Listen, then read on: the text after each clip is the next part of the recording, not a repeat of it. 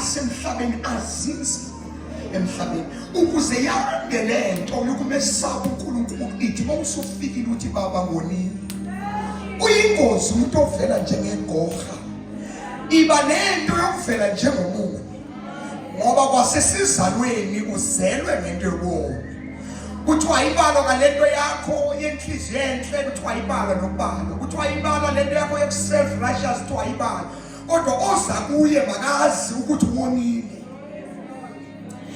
Chapter 15 ngiyakusuka ngiye kubaba ngifike ngithi baba ngonini yabona lo muntu lo mfana lo baba lo bhuti unyana lo lahleko ebengaya ebe entitled ngoba ungunyana kodwa uyaziqonda ukuthi iyangicorrupta into yobunyana mangivele njengomoni ukuze izinto zami zilunge kukhona izinto ezizolunga masiye enkosini sathi siyaxolisa Thixo before Satan ayosicela sibe sesisicelile sitasenza kahle angenzanga kahle ngibumona. Every time when you approach God, silence your tongues, silence your verses, silence umhlabelelo nazo zonke izinto yidakho kuzo uveze le ndawo yokona ngoba ungumoni mawuza kuye akaboni wena ubona unyana wakhe ipractice lento yokum-approach njengomuntu owonile.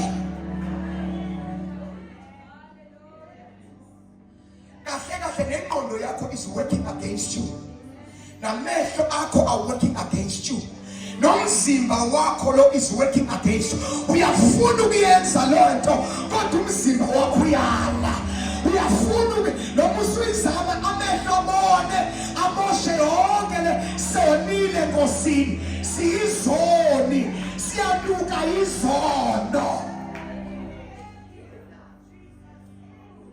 ngiyasuka ngiye kubaba ngiyabona isaphiza ngobaba nangalubizwa ngesana kodwa into ezobasiza la ukuthi azoziveza ukuthi woni lithi iBhayibheli kwasekulungisiwe nengubo kwasekulungise letakane yonke into kwakulindele usuku lokuthi abuye azothi ngicela uxolo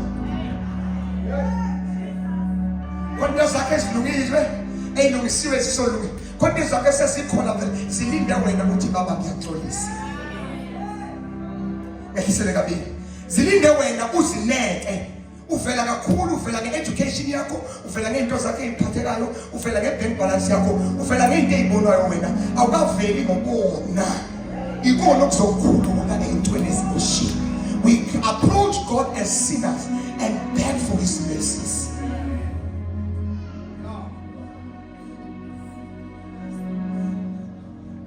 Number one. Number two, verse number 2, our petition, our intercession. Then we can now intercede. Siqale sesimusa enkosini sesiyilungisile into ethi uNkulunkulu ngenezinto engifuna ungqobele kuzo ngimuhle nginice but ngiphakeme ngicela ungincede Thixo mawusuqedile lapho uyibika indaba yakho ubonisa ukuthi wena unengxaki bese uthi intercession. What is intercession? It is standing in a gap for someone else. Ukuma endaweni ngenxa yomunye umuntu othile. Uthi emthandazweni, Father, I advocate for ifamily yabantu bami. Ngabanye amazwi awusekho wena kuyipicture kodwa khona abanye abantu abanjani abakule picture yakho. Uthi ngiyanifusela ke lokho kokuqala. First of all, intercede for kings, for people in authorities, for leaders.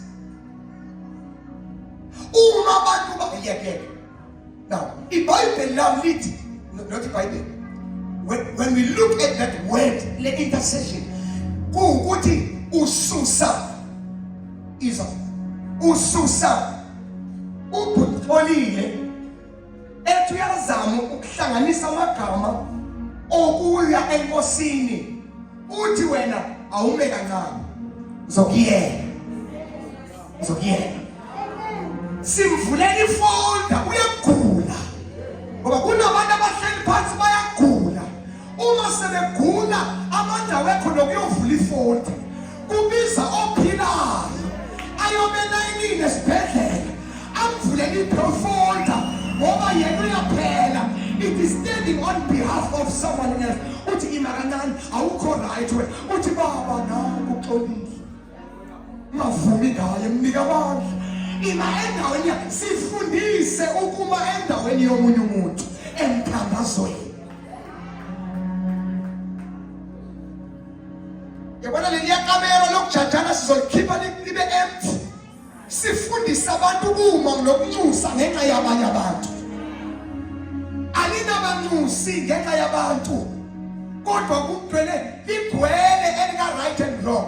There are people who know that someone was wrong, someone was right, but akazange aqale ukuthandaza ngaye.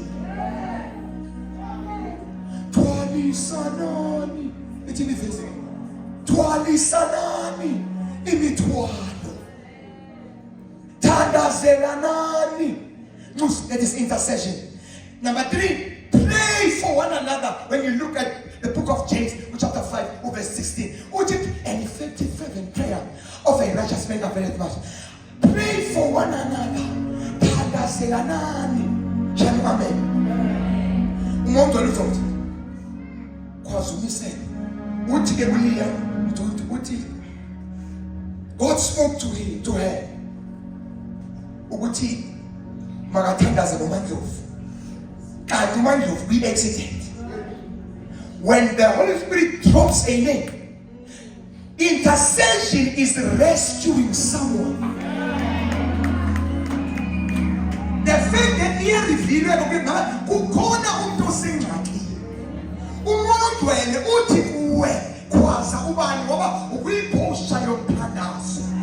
Kwaza ubani akini bisi family yakabani bisa ini. Lento yenu yokugijima kuhlekwane kuxoxa nezinto engabe sewuthandazile nangayo. Ukuhleba ngiyakuvuma umuze yohleba umuntu emthandazweni. Baba akekho right uba. Akekho right ngenelela.